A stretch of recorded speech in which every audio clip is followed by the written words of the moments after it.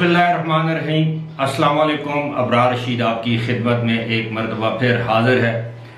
और ये वीडियो जो है बुनियादी तौर पर यूएई से मुतल्लिक है, लेकिन इसमें पाकिस्तान के हवाले से भी गुफ्तगू होगी। और महंगाई इस वक्त सिर्फ पाकिस्तान का या गरीब ममालिक का मसला नहीं, बल्कि दुनिया के तमाम छोटे बड़े गरीब अमीर ममालिक की आवाम जो है वो महंगाई का शिकार है। इन्फ्लेशन जिसे हम कहते हैं, बेरोज़गारी बढ़ रही है, महंगाई में इजाफा हो रहा है। और उसकी बड़ी वजह एक तो कोविड-19 और उसके बाद अब जो रूस और यूक्रेन की जंग है। जब तक ये जंग ख़त्म नहीं होती उस वक्त तक महंगाई की चक्की के दो पार्टों में लोग पिसते रहेंगे। आमतौर पर यही कहा जाता है कि दो हाथियों की लड़ाई में वो घास होती है जो कुचली जाती है। यही सूरत हाल है इस वक्त। जो रूस और यूक्रेन की जंग है उसकी वजह से अवाम बहुत बड़ी तादाद में, यानी अरबों की तादाद में जो लोग हैं वो सफ़र कर रहे हैं। लेकिन इस सूरत हाल से निपटने के लिए यूएई की हुकूमत ने एक बड़ा अहसन कदम उठाया है। और वो कदम क्या है? यूएई के सदर ने गुज़श्ता रोज़, यूएई के सदर जो हाल ही में मुंतखब हुए शेख मोहम्मद बिन जायद, उन्होंने अपने अवाम के लिए, लोगों के लिए 28 अरब दरहम के इमदादी पैकेज का ऐलान किया है, जिसे इन्फ्लेशन अलाउंस या महंगाई अलाउंस का नाम दिया गया है। याद रहे कि ये रकम जो डॉलरों में बनती है वो 7.6 अरब डॉलर है और ये बहुत खतीर रकम है। और इस हवाले से मैं ये बताता चलूँ इससे पहले कि हमारे जो एक्सपर्ट्स हैं वो खुश हों, ये जो रकम है, इमदादी रकम है, ये अमारातियों के लिए, यानी जो यूएई के शहरी हैं, ये उनके लिए है। इसमें फ्यूल सब्सिडी दी जाएगी, यानी पेट्रोल जो है वो इस वक्त वहाँ पर आपको पता है कि 4.63 दरम का है, वो 2.10 दरम का पेट्रोल इन लोगों को दस्तयाब होगा। और 400 लीटर वो माहाना इस पर पेट्रोल इस्तेमाल कर सकेंगे वो अमराती जिनकी इनकम कम है। अगर बीवी भी गाड़ी ड्राइव करती है तो फिर 500 लीटर पेट्रोल दिया जाएगा। इसी तरह बिजली पर सब्सिडी दी जा रही है। जो बिजली के बिल आएंगे उसमें से एक मखसूस हिस्सा हुकूमत अदा करेगी।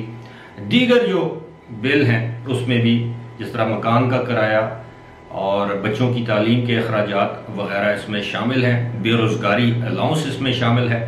इसमें मुख्तलिफ कैटेगरीज बनाई गई हैं। मोटी मोटी बातें मैं आपके सामने या आपके साथ शेयर कर देता हूँ। इसका जो तरीक़ाकार जो वज़ा किया गया है वो ये है कि इसमें बताया गया है कि जी जो लोग families where head of the family is aged over 25 और रिटायर हो चुका है, 25 साल से ज़्यादा है, या जो सीनियर सिटीजन्स हैं, उम्र रसीदा अफराद हैं, जिन अफराद के साथ कोई हेल्थ के इश्यूज़ हैं, और जो कैदियों की, अब ये अंदाज़ा कीजिए, जो कैदियों की फैमिलीज़ हैं, या वो बच्चे जो यतीम हैं जिनको उनके वालिदैन छोड़ गए हैं। इसी तरह जो बेवाएँ हैं, बेवा औरतें हैं जिनको तलाक हो चुकी है, उनके लिए अनएम्प्लॉयड, यानी जिन लोग जो बेरोज़गार लोग होंगे जिनकी उम्र 45 साल से ज़्यादा है, वो इसके मुस्तहिक होंगे, यानी इसके हकदार होंगे इस पैकेज के। आगे चलकर ये बताया ये गया है कि जी इसको कैलकुलेट किस तरह किया जाएगा। The main eligible beneficiary will receive 5,000 दरम। 5,000 दरम जो मेन घर का जो सरबराह है उसको दिए जाएंगे। वाइफ, उसकी बेगम को या बीवी को या अहलिया को 3500 दरम दिए जाएंगे। पहले बेटे को 2400 दरम, दूसरे बेटे को और तीसरे बेटे को 1600 दरम ईच, और चौथा अगर बचा है तो उसको 800 दरम।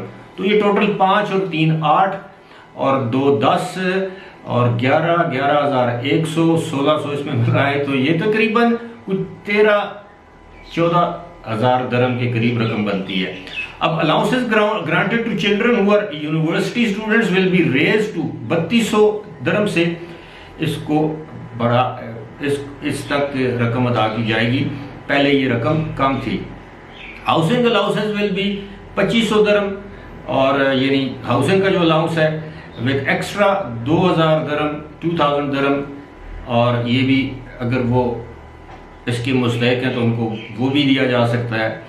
اب اندازہ کیجئے کہ کنڈیشنل سوشل ویلفیئر میں 2000 درہم ہے اور اس میں 1000 کا اضافہ کر دیا گیا ہے، یہ 5 سال تک ادا کیا جائے گا، یہ ٹوٹل 5000 بن جائیں گے. اور مطلب کہ یہ آپ کو میں یہ بتا دوں کہ اس کے لیے اپلیکیشنز یا درخواستیں مانگ لی گئی ہیں، اور یہ بھی کہا گیا ہے کہ electricity and water subsidy claims can be submitted through Ministry of Website. 5 جولائی سے یہ بھی کلیم کیے جا سکتے ہیں. اس کے لیے جو اہلیت کا جو معیار ہے وہ یہ ہے، جن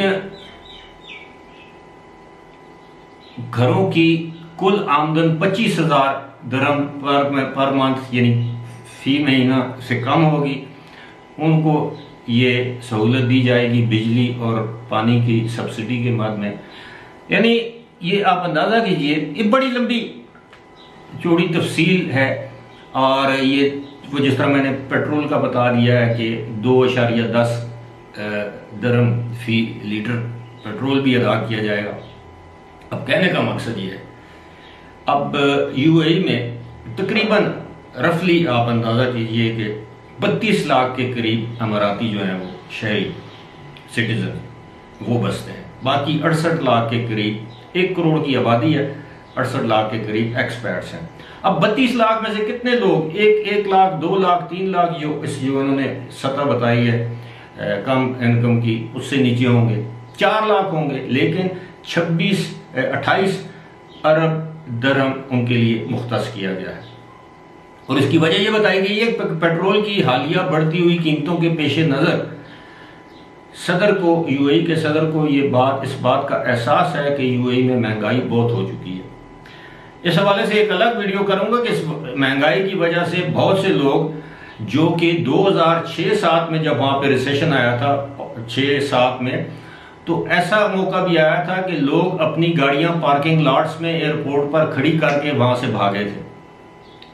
ان کے بل، وہ جو منتھلی انسٹالمنٹ ہوتی ہے وہ دینے کے لیے ان کے پاس پیسے نہیں تھے، گھروں کے کرائے دینے کے پیسے نہیں تھے. بہت سے پاکستانی نہیں، باقی دنیا کے جو مختلف ممالک کے لوگ ہیں، انہوں نے ٹکٹ کٹایا، اپنی فیملیز کو پہلے بھیجا اور خود بعد میں آئے اور اپنی گاڑیاں ایئرپورٹ کی پارکنگ میں چھوڑ کر آئے. اگر آپ کو یاد ہو، اگر نہیں یاد ہے تو یہ تاریخ کا حصہ ہے. اس زمانے میں بھی 2007-08 میں ایک اکنامک ریسیشن آیا تھا دنیا میں اسی طرح کا، بلکہ وہ اس سے بھی شدید تھا. لیکن آنے والے دنوں میں بتایا جا رہا ہے کہ یو اے ای کے حالات مزید مخدوش ہوں گے، اور یہ کم از کم میں یہ سمجھتا ہوں کہ جو سب کانٹیننٹ میں جو لوگ رہتے ہیں، یعنی پاکستان، انڈیا، سری لنکا، بنگلہ دیش میں، ان کے لیے یہ اچھی خبر نہیں ہے.